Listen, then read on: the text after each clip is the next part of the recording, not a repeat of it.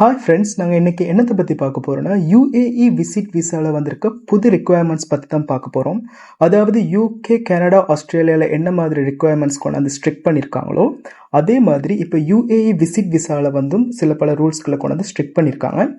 So according to Khaleej time நியூஸில் என்ன மாதிரி சொல்லியிருக்காங்கன்னா, முதலாவது ரூலாக அவங்க சொல்லியிருக்கிறது தான் 3000 AED திராம்ஸ் நாங்கள் கேஷாவோ அல்லது கிரெடிட் கார்டாவோ கொண்டு வரணும். ரெண்டாவது ரிட்டர்ன் டிக்கெட், அதாவது நாங்கள் இங்கே வந்துட்டு திரும்ப போகிறதுக்கான ரிட்டர்ன் டிக்கெட்டை காமிக்க வேண்டியதாக இருக்குது. மூணாவதாக ப்ரூஃப் ஆஃப் ஸ்டே, அதாவது நாங்கள் இங்கே வந்து தங்க போகிற ஃப்ரெண்டோ அல்லது எங்களோட ரிலேட்டிவோட அட்ரஸை நாங்கள் ஒரு ப்ரூஃபாக காட்டணும். அப்படி இல்லாட்டி நம்மளோட ஹோட்டல் புக்கிங்கை காட்ட வேண்டியதாக இருக்குது.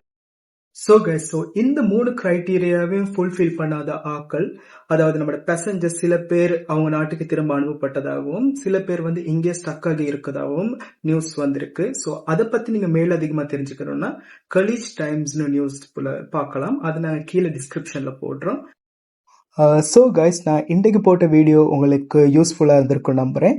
ஸோ இது மாதிரி இன்ட்ரெஸ்டிங்கான வீடியோஸ் நீங்கள் இன்னும் பார்க்கணும்னா எங்களுடைய AM Diaries சப்ஸ்கிரைப் பண்ணி பாருங்கள். Thank you so much. பாய்.